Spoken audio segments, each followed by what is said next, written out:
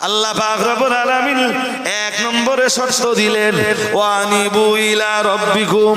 মহান আল্লাহ বললেন, এক নম্বরে শর্ত দিলেন, তোমরা তোমাদের রবের দিকে ফিরে এসো। ও বাবাজিরা ভাইরা, তার মানে আল্লাহর বান্দা যে গোনায় কাবিরার রাজ্যে বিচারণ করছিলেন, আল্লাহর ওই বান্দা গোনা থেকে যদি নিজের রবের দিকে চেহারাটা ঘোরাতে পারেন, আল্লাহ পাক রব্বুল আলামিন বললেন, ওয়ানিবু ইলা রাব্বিকুম, ফিরে এসো তোমরা তোমাদের রবের দিকে। তার মানে আল্লাহর কোন বান্দা যিনি যে পাপের রাজ্যে বিচারণ করছিলেন, ওই গোনায় কাবিরার রাজ্য থেকে চেহারাটা ঘুরিয়ে যদি তার রবের দিকে চেহারাটা ফেরাতে পারেন, আল্লাহ পাক রব্বুল আলামিন বললেন, প্রথম শর্ত হলো তুমি তোমার ওই গোনাহের রাজ্য থেকে তোমার চেহারাটা ঘুরিয়ে তোমার রবের দিকে যদি ফেরাতে পারো, আল্লাহ পাক রব্বুল আলামিন দ্বিতীয় শর্ত দিলেন, ওয়াসলিমু লাহু। আল্লাহ পাক রব্বুল আলামিন দুই নম্বরের শর্ত দিলেন, শোনো বান্দা, দ্বিতীয় শর্ত হলো তোমার রবের বিধানগুলির কাছে যদি তুমি আত্মসমর্পণ করতে পারো, যদি তুমি তোমার রবের দিকে চেহারা ফেরাতে পারো এবং যদি তোমার রবের বিধানের কাছে আত্মসমর্পণ করতে পারো, তবে আল্লাহ তাআলা তোমার পিছনের জিন্দেগির গুনাহ রাশিকে মাফ করে দিবেন। বুঝতে যদি অসুবিধা হয় বলেন। এই যে ধরুন একটা লোক মদের রাজ্যে ছিল, কোন রাজ্যে? ওর ভিতরে আল্লাহর ভয় জেগেছে, তো ওর জন্য আল্লাহ দুইটা শর্ত দিচ্ছেন। কয়টা? রাস্তার দিকে মন দিয়েন না, বলছি না রাস্তার উপরে জলসা হলে আমাদের ওয়াজ করতে খুব কষ্ট হয়। কষ্ট মানে অন্য কষ্ট না, শুধু ভয় হয় যে কি জানি শ্রোতাদের বোঝাতে পারবো তো, আর যদি বোঝাতে না পারি তো আমার বকা বেকার। হ্যাঁ, দুই শর্ত দিয়েছেন, শোন বান্দা, তুই আন মদের রাজ্যে আছিস, যদি তোর মনে হয় তওবা করবি, তাহলে মদ থেকে চেহারাটা ঘুরিয়ে তোর রবের দিকে ফেরা। দ্যাটস মিন তুই তওবা করে নে, তামাম জিন্দেগিতে তোর হাতে কোনোদিন মদের বোতল উঠবে না। তুই তওবা করে নে, এমন তওবা যে মদের নাম শুনলে তোর ঘৃণা হবে।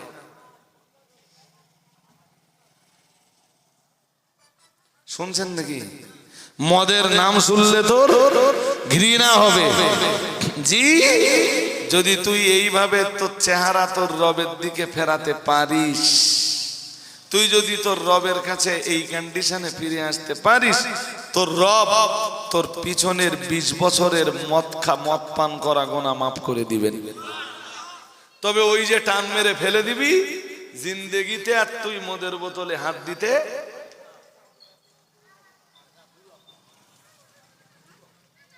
আমি কি বোঝাতে পারছি?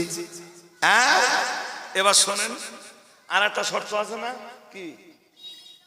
ওয়াসলিমু লাহু, তুই তার বিধানের কাছে অর্থাৎ আল্লাহর বিধানের কাছে আত্মসমর্পণ করবি। আত্মসমর্পণ বোঝো? হ্যাঁ, স্যারেন্ডার করা, রাইট? কি করা? কিসের কাছে স্যারেন্ডার করা? আল্লাহর কাছে। দ্যাটস মিন যে লোকটা মদ খেত, এই লোকটা ওই মদ্যপানের পিরিয়ডে নামাজ পড়তো না, ও এখন আর তওবা করার পরে বেনামাজি থাকতে পারবে না। ও তওবা করেছে কি থেকে? কথা হয় না, মদ থেকে। মদ থেকে আল্লাহর ভয়ে, বাট আগে নামাজও। এবারে তওবা করার ফলে আল্লাহ দ্বিতীয় শর্ত চাপাচ্ছেন, আমার আরো যেসব আইন কানুন আছে, আমার তামাম আইনের কাছে তুই স্যারেন্ডার করবি, তুই আত্মসমর্পণ করবি, আমার তামাম বিধান তুই মেনে নিবি, তবে তোর পিছনের জীবনের গুনাহ সব আমি মাফ করে দিব। তবে আমার ক্ষমা তোর জন্যে, আমার দয়া তোর জন্যে, আমার মাগফিরাত তোর মতো বান্দার জন্যে। মদ খাবার পিরিয়ডে মাঝে মাঝে মিথ্যা কথাও। তুই না বান্দা তওবা করেছিস, তোর তওবা কবুল হওয়ার জন্য শর্ত হলো আমার বিধানের কাছে আত্মসমর্পণ করা। জানিস বান্দা, আমার বিধানের ভিতরে আছে ইয়া আইয়ুহাল্লাযীনা আমানু, হে ঈমানওয়ালা মানুষের দল, ইত্তাকুল্লাহ, তোমরা আল্লাহকে ভয় করো, ওয়াকুনু মা'আস সাদিকিন, আর সত্যবাদীদের দলগত হয়ে যাও।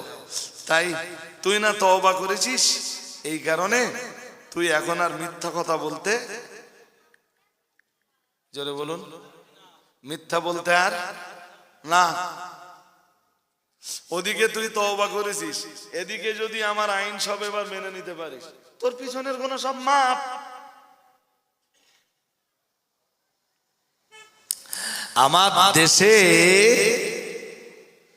আমার দেশে সাধারণত যেটা ঘটে, সেটা কি ঘটে জানেন? কিছু বলে না, কি ঘটে মানে বলছি, এবার আমি বলতেছি শুনে নেন তাহলে। ভাই সাহেব বলতেছ কি ঘটে, আমরা কি করে জানবো? যেটা ঘটে সেটা সূরা জুমারের 53 আর 54 পরপর দুটো আয়াত আছে। লা তাকনাতু মির রাহমাতিল্লাহ, লা তাকনাতু মির রাহমাতিল্লাহি ইন্নাল্লাহা ইয়াগফিরুয যুনুবা জামিআ ইন্নাহু হুয়াল গফুরুর রহিম। খুব সুদ দিয়ে শুধু 53 নম্বর আয়াতটা বলা হয়। রাস্তায় মন দেন না, রাস্তায় মন দেন না, ও জ্যাম মাঝে মাঝে একটু হবে। জি, 53 নম্বর আয়াতটা সুদ দিয়ে পড়া হয়, বাংলা মানেটাও বলা হয়, কিন্তু 54 নম্বর আয়াতে যে শর্ত আছে, এই শর্তটা বলা হয় না।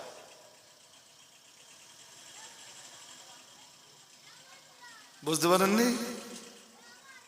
আমি আবার একটু যদি লম্বা বলে ফেলি আর কি, হ্যাঁ, আমি যদি লম্বা করে বলে ফেলি তো আমার বিরুদ্ধে আবার মুখ খোলার লোক অনেক। কি বলেন? হ্যাঁ হ্যাঁ, আর যখন স্বাভাবিক ভাবে না পারে, এই যে যখন স্বাভাবিক অবস্থায় পেরে না ওঠে, তখন কি করে গাল দেয়।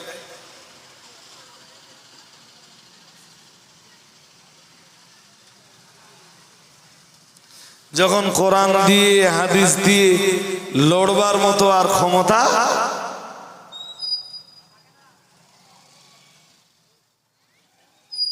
কি দিয়ে যে আপনার বোঝাই। আচ্ছা, যেটা বুঝতেছিলাম ওইটা দিয়েই বোঝেন।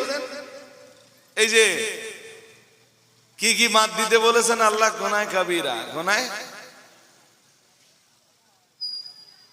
হাদিসে কি আসতে জানেন? হাদিস পড়ার আগে একটা আয়াত পড়ে নেই। আল্লাহ পাকের কোরআনে জানিয়েছে ফালা তাজআলু লিল্লাহি আনদাদা। আল্লাহ পাক রব্বুল আলামিন জানিয়েছেন ফালা তাজআলু লিল্লাহি আনদাদা।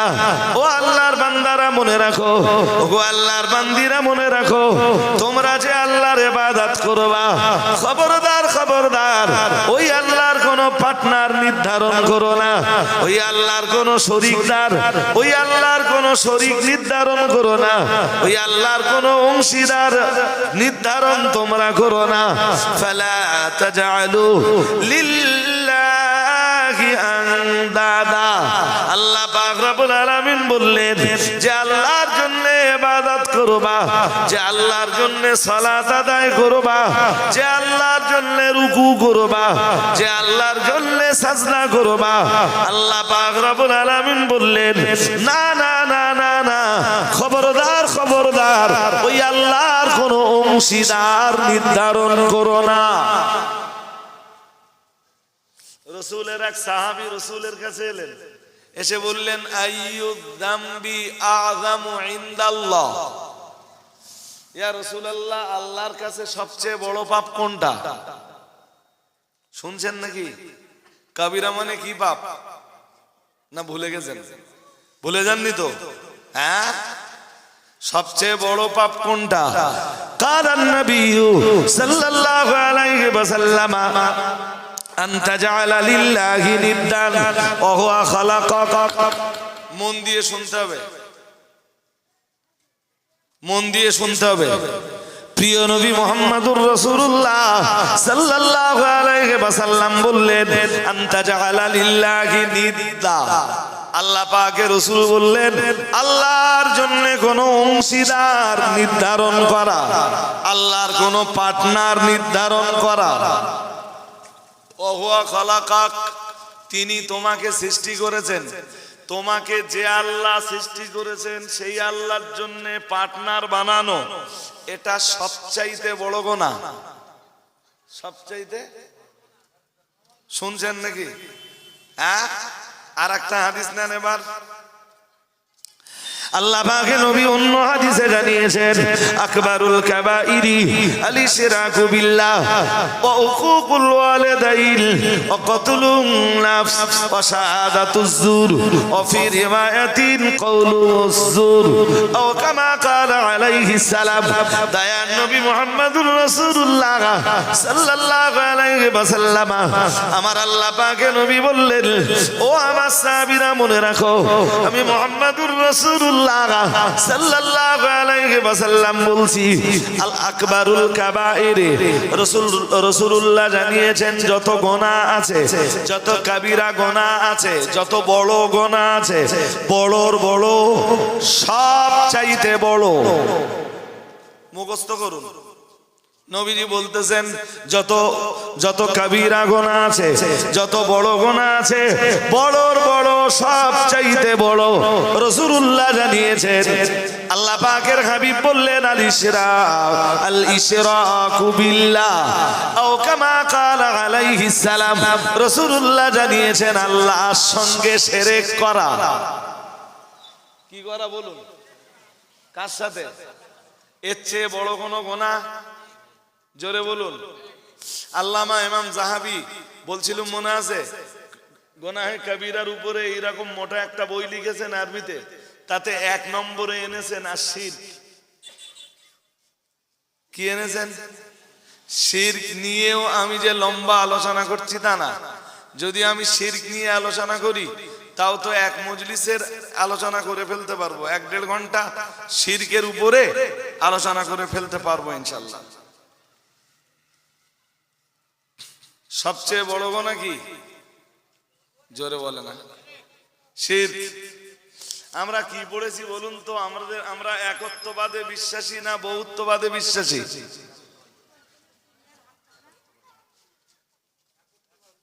একত্ববাদ। কি সেটা? লা ইলাহা, সবাই পড়ে, লা ইলাহা ইল্লাল্লাহ। পড়ুন পড়ুন পড়ুন।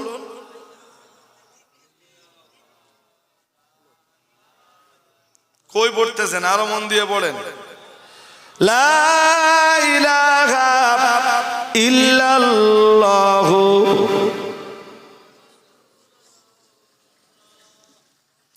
হাজিরিনে মজলিস মনে রাখুন, আমরা এই যে কালেমা পড়লাম, আল্লাহ পাক রব্বুল আলামিন জানিয়েছেন, এখানে আমি একটা আয়াত এবার শোনাবো, 14 পারা সূরা নাহালের 106 নম্বর আয়াত। যদি কলেমা পড়ার পরে কেউ বহুত্ববাদকে স্বীকার করে,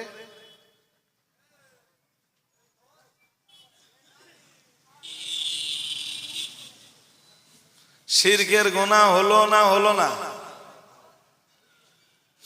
রাত্রি বাড়ি যাচ্ছেন, কেউ এই জায়গায় বন্দুক ধরলে, বললো বল আল্লাহ একজন না বহুজন? ঠিক করে বলেন। এখন তো বলতেছেন বন্দুক এই জায়গায় কেউ নেই আশপাশে।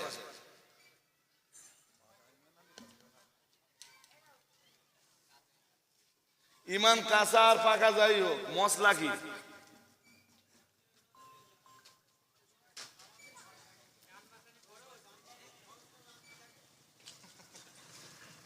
মানে কতটা চালাক আমারে বলতে দেখেন।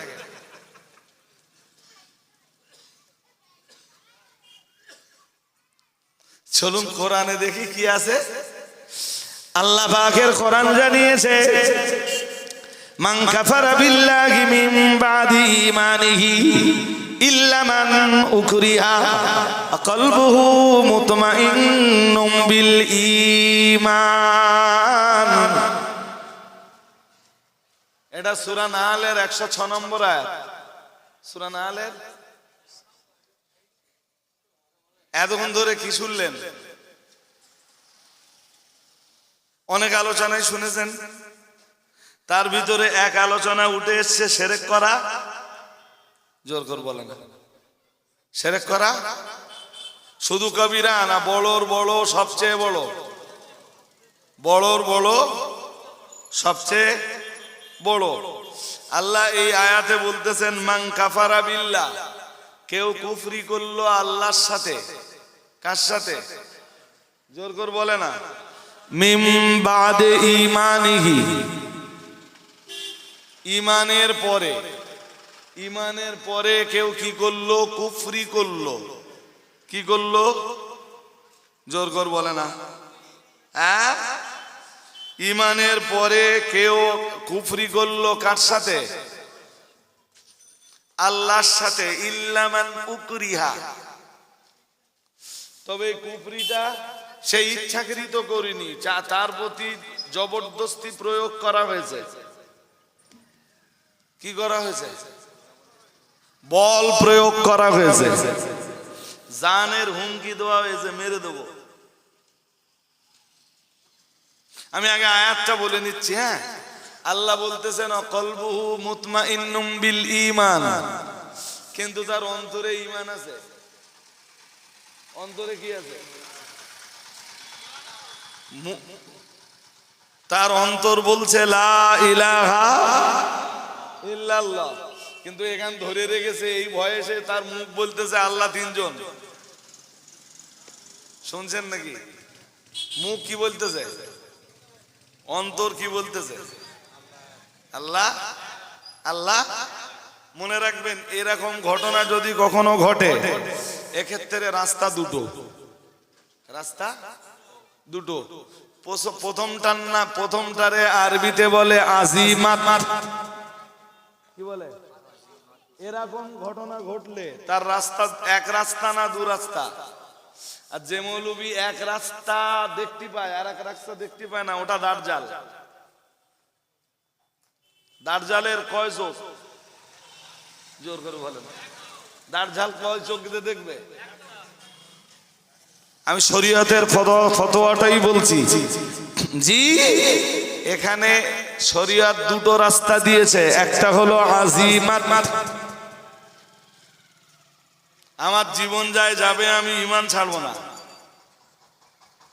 জীবন যায় যাবে, ঈমান ছাড়বো না। ও বলে তুই গুলি করলু, আমি বলবো লা ইলাহা ইল্লাল্লাহ, লা ইলাহা ইল্লাল্লাহ। আমার ঈমান চলে যাবে, আমি আমার জীবন চলে যাবে, তবুও ঈমান দিব না। এই কন্ডিশনে এই রকম সিদ্ধান্তকে শরীয়তের ভাষায় বলা হয় আজিমাত।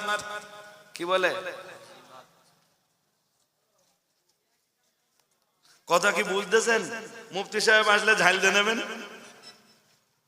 হ্যাঁ, আর একটা রাস্তা আছে, তার নাম রুখসত। তার নাম, হ্যাঁ, ও কলবে ঈমান রেখে মুখে মুখে বাঁচবার জন্য বলতে পারে।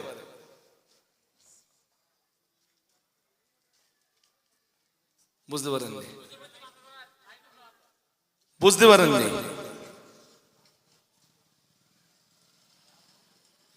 বুঝতে পেরেছেন কি? ও মুখে মুখে, মুখে মুখে কলবে কি আছে, কলবুহু মুতমাইন্নুম বিল ঈমান, ওর কলবে রয়েছে ঈমান, ওই ঈমান কলবে জায়গা দিয়ে রেখেছে, কিন্তু শুধু বাঁচবার জন্য ও কুফরিটা করে ফেলেছে। ও বাবাজিরা ভাইরা, আমি আগেই বলেছি শরীয়ত এরকম কন্ডিশনে দুইটা রাস্তা বেঁধে দিয়েছে। একটা রাস্তার নাম হলো আজিমাত, আর একটা রাস্তার নাম হলো রুখসাত। রুখসাতের ক্ষেত্রে কিছু ছাড়পত্র থাকে। যারা শুধু আজিমাতটা দেখে, রুখসাতটা দেখতে পায় না, এদের এক চোখ কানা না? হ্যাঁ না বলবা তো?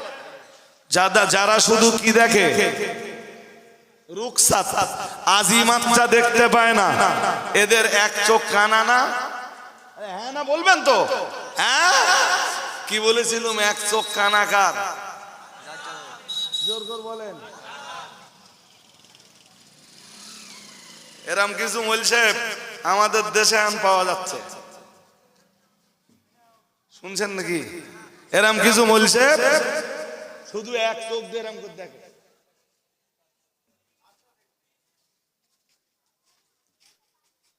মুফতি সাহেব কবে কোন জলসায় কোথায় বলেছে, কোথায় বলেছিলেন আমিও জানি না। বলো, কোন এক মজলিসে মুফতি সাহেব বলেছেন, যা বলেছেন ঠিক বলেছেন। মুফতি সাহেব বলেছেন নারীর কণ্ঠের আওয়াজও পর্দা। ভুল বলেছেন না ঠিক বলেছেন? ঠিক বলেছেন না? ঠিক বলেছেন। জি, সেইটারে তুলে ধরে এখন মুফতি সাহেবের বিরুদ্ধে নানান ফতোয়াবাজি চলতেছে। আমি বুখারী শরীফের এক হাদিস দিয়ে ওয়াজ করতে করতে বলেছি জি, যে কানের জেনা হলো নারীর কণ্ঠের আকর্ষণীয় কথাবার্তা শোনা। এ তো বুখারীর হাদিসে আছে। কোথায় আছে? এ আমার কথা না রাসূলের কথা? জোর করে বলে না, রাসূলের কথা। জি, এ বলবো না বাদ দেবো? বলতে হবে তো, বলতে হবে তো, বলতে হবে না? আমার সে কথা টেনে এনে আর মুফতি সাহেবের সেই কথাটারে টেনে এনে দুটোরে এক জায়গায় করেছে, এক জায়গায় করে এবারে বলছে তোমরাই ফতোয়া দিলে নারীর কণ্ঠের আওয়াজ কি পর্দা, তোমরাই ফতোয়া দিলে নারীর কণ্ঠের আওয়াজ শুনলে জেনার গুনাহ হয়, জেনার গুনাহ হয়। আর তোমরা এখন কি করতেছো? এমালের কসম আর এক চোখে দেখতে হবে তো? হ্যাঁ না বলবেন তো? আর এক চোখে দেখতে হবে তো? যদি বলেন হুজুর কি দেখতে হবে, মুফতি সাহেব এসে গেছেন, আমার আর বলবার অধিকারও নেই। না বলেন বলেন বললি হয়? শোনেন, এই শেষ কথাটা বলি, শেষ কথাটা বলি। এদের এক চোখ অন্ধ কেন বলেছি? কোরআনের এক সূরা আছে 28 পারার একদম শুরুতেই আছে, তার নাম সূরাতুল মুজাদালা। কি নাম? কথা কয় না, তা কি করে বোঝাবো? কি নাম তার? নাম সূরাতুল মুজাদালা। মুজাদালা মানে কি জানেন? পারস্পরিক কথোপকথন অথবা কথা কাটাকাটি করা, কথা বাগ বিতণ্ডা করা। এরে আরবিতে বলে আল মুজাদালা। কি বলে? ওই সূরার প্রথম আয়াতেই এসেছে, কদ সামিআ আল্লাহু কওলাল্লাতী তুজাদিলুকা ফী যাওজিহা ওয়া তাশতাকি ইলাল্লাহ। আমি জানি না যেসব মৌলবী এক চোখ দিয়ে দেখতেছে তারা এসব পড়েছে কিনা। আমার কথা বুঝতে পারেননি? মহান আল্লাহ জানিয়েছেন কদ সামিআ আল্লাহ, নিশ্চয়ই আল্লাহ শুনেছেন। আমরা যেন বললাম আল্লাহ শুনেছেন কার কথা? মহান আল্লাহ বললেন কওলাল্লাতী, ওই মহিলার কথা, যে মহিলা আল্লাতী তুজাদিলু, যে মহিলা ও নবী আপনার সাথে কথোপকথন করছিল। কার সাথে কথোপকথন করছে? নবীও কথা বলছেন, ওই মহিলাও কথা বলছে। নবীর কথা মহিলা শুনছে, মহিলার কথাও পর্দা লাগবে না? হ্যাঁ না বলেন, জোর করে বলবেন তো। কোন ছেলে যদি রাত্রের বেলায় 3 ঘন্টা ধরে কোন নারীর সঙ্গে প্রেম আলাপ করে, আকর্ষণীয় কথাবার্তা বলে, আমি সেটারে জেনার গোনা বলবো না? মুফতি সাহেব সেটাকে নারীর কণ্ঠের আওয়াজ পর্দা বলবেন না বলবেন না? জোর করে বলেন। হ্যাঁ, রসুলের পাকের জামানায় খোদ মেয়েরা রসুল যেদিন বললেন, ও মেয়েরা, আমি যে রাত্রে মেরাজে গেলাম, মেরাজে যে দেখলাম অধিকাংশ মেয়েরা জাহান্নামী, জাহান্নাম পরিদর্শন করতে করতে দেখলাম অধিকাংশ মেয়েরা জাহান্নামী। মেয়েরাই জিজ্ঞেস করলো, কুল্লা ওয়া বিমা ইয়া রাসূলুল্লাহ, মেয়েদের কণ্ঠের আওয়াজ কে শুনছে? জোর বলে না তো? জানার জন্য, শিক্ষা অর্জনের জন্য, জ্ঞান অর্জনের জন্য, ইলম অর্জনের জন্য নারীর মানে পুরুষের সঙ্গে কথা বলার অধিকার আছে না নেই? হ্যাঁ, খোদ মেয়েরাই কথা বলছে, কুল্লা ওয়া বিমা ইয়া রাসূলুল্লাহ। হুজুর, মেয়েরা এত জাহান্নামী কেন? তাদের পাপ কি? তো রাসূল পাপগুলো মেয়েদের আবার পরে বলে দিলেন। সুবহানাল্লাহ বলতে পারেন না? হ্যাঁ, তাহলে যে মৌলবী আমার সেদিনের বক্তব্য আর মুফতি সাহেবের সেদিনের বক্তব্যকে নিয়ে আজকের বাজার গরম করতে চাইছে, এই মৌলবীর 1 চোখ না 2 চোখ? আর মানে 1 চোখ কার হয়? জোর করে বলেন। বুঝতে অসুবিধা হচ্ছে? হ্যাঁ ভাই, শেষ কথা বলি, মুফতি সাহেব এসেও গেছেন, আর আমার বলেছি না যে মুফতি সাহেবকে আমার কাছে কথা না শুনে মুফতি সাহেবের কাছে শুনলে আপনাদের জ্ঞান আরো বাড়বে না। সূরা মায়দা 3 নম্বর আয়াত শুনছেন নাকি? ক নম্বর আয়াত? 3 নম্বর আয়াতে আল্লাহ হারামের লম্বা ফিরিজ দিয়েছেন, আয়াত নম্বর 3। আমি শুধু শুরুটা বলছি। হুররিমাত আলাইকুমুল মাইতাতু ওয়াদ দামু ওয়া লাহমুল খিনজিরি ওয়া মা উহিল্লা লিগাইরিল্লাহি বিহি ওয়াল মুনখানিকাতু ওয়াল মাওকুদাতু ওয়াল মুতারাদ্দিয়াতু ওয়ান নাতিহাত। আয়াত অনেক লম্বা। এই আয়াতে কোন কোন জিনিস হারাম আল্লাহ তা আলোচনা করছেন। করতে করতে আল্লাহ বলছেন, হুররিমাত আলাইকুমুল মাইতাত, মরা জিনিস তোমাদের জন্য হারাম করা হয়েছে। কি জিনিস? জোর করে বলেন। মরা প্রাণী, মরা প্রাণী। বেশ, আর কি হারাম করা হয়েছে? ওয়াদ্দাম, আয়াদ্দামুল মাসফু, প্রবাহিত রক্ত। প্রবাহিত রক্ত তোমাদের প্রতি কি করা হয়েছে? হারাম করা হয়েছে। নাম্বার 3, ওয়ালাহমুল খিনজির, তোমাদের জন্য হারাম করা হয়েছে শুকরের গোশত। কিসের গোশত? এরপরেও আল্লাহ অনেকগুলো হারাম জিনিসের নাম উল্লেখ করেছেন, সবগুলো বলতে গেলে তোমার সময় যাবে। এগুলো হারাম তো? হ্যাঁ না জোর করে বলে না? হ্যাঁ হারাম। চলুন ওই আয়াতের শেষের দিকে একটু দেখি। ওই আয়াতের শেষের দিকে আছে, একদম শেষ অংশে, যে ফামানিদুররা ফি মাখমাসাতিন গায়রা মুতাজানিফিল লিইসমিন ফাইন্নাল্লাহা গফুরুর রহিম। এ মন ওদিকে দিলে আমি বোঝাবো কি করে? আমি তো আবার এই 1 চোখ না 2 চোখ এইটা তো বোঝাবো। 1 চোখ না 2 চোখ এটা বলতে গেলে মন দিয়ে শুনতে হবে, তারপর তো বুঝবেন যে 1 চোখ না 2 চোখ। ওই একই আয়াতে 3 নম্বর আয়াতটা বলেছিলাম অনেক লম্বা। ওই আয়াতের শেষে আল্লাহ বলছেন, ফামানিদুরর ফি মাখমাসাতিন, ক্ষুধার তাড়নায় কেউ যদি বাধ্য হয়, কেউ যদি নিরুপায় হয়।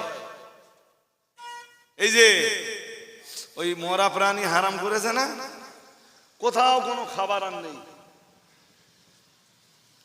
জীবন একদম শেষ পর্যায়ে, একটা মরা ছাগল পাওয়া গেছে। কি পাওয়া গেছে? মরা ছাগল। এখনো খেতে পারবে না? পারবে না? আল্লাহ ওই ফতোয়াটা এবার দিচ্ছেন এখানে এসে। ওদিকে আল্লাহ বলে নিয়েছেন যে মরা প্রাণী হারাম, তাহলে ওটা 1 চোখ? আরে হ্যাঁ না বলে না? হ্যাঁ। আর এখানে আল্লাহ কি বলতেছেন, যদি তুমি কখনো কি হও কি হও? নিরুপায় হও, ক্ষুধার তাড়নায় তোমার প্রাণ জীবন বেরিয়ে যাবার উপক্রম করে কোথাও যদি তুমি খাবার সন্ধান করে না পাও, তবে আল্লাহ বললেন গায়রা মুতাজানিফিল ইসমিন, আল্লাহ বললেন জি যে পাপের দিকে যদি কোনো ঝোঁক না থাকে, পাপের ঝোঁকে নয়, বরং নিরুপায় হয়ে ওই মরা জিনিস খেতে বাধ্য হচ্ছে, আল্লাহ কোরআনে নিজে ফতোয়া দিচ্ছেন। কি ফতোয়া? আল্লাহ বললেন ফাইন্নাল্লাহা গফুরুর রহিম, নিশ্চয়ই আল্লাহ তার প্রতি দয়াশীল ও ক্ষমাকারী। আর একটু মন খুলে বলুন, এই নিরুপায় অবস্থায় সে মরা প্রাণীর গোশত খেতে পারবে? শুধু যদি আগেরটা বলা হয়, আগেরটা বলা হলো মানে এক চোখ হলো তো, আর পরেরটা যদি বুঝবার না চেষ্টা করা হয়, এক চোখ হলো না দুই চোখ হলো? আর আসলে এক চোখ কার? হ্যাঁ জি, এ জিনিসের অভাব বলো আজকে সমাজে, অভাব আছে? তুমি দোস্ত বলতে অভাব আছে, খুব অভাব নাকি? হ্যাঁ হাজিরিনে মজলিস, আজকে এই পর্যন্ত থাক। মুফতি সাহেব হুজুর কেবলা এসছেন প্রায় 10-11 মিনিট। হুজুর কেবলা আসবার পরেও আমি কথা বলেছি, ত্রুটি বিচ্যুতি বেয়াদবি ক্ষমা করুন, একটু আওয়াজ দেন নারায়ে তাকবীর। মুফতি সাহেব হুজুর কেবলা, মুফতি সাহেব হুজুর কেবলা, অল ইন্ডিয়া সুন্নাত ওয়াল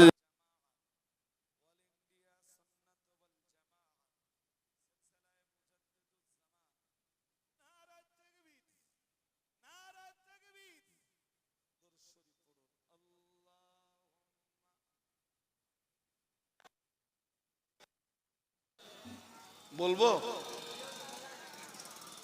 ভাই, এই শেষ বেলায় আর এই কড়া মাত্র বই আছে, 50 টাকা করে বিক্রি করি, আর কড়া বই বিক্রি হলে হয়ে যায়। তা কেউ যদি নেওয়ার থাকেন নেন, এক একজন যদি মনে করেন নিবেন নেন।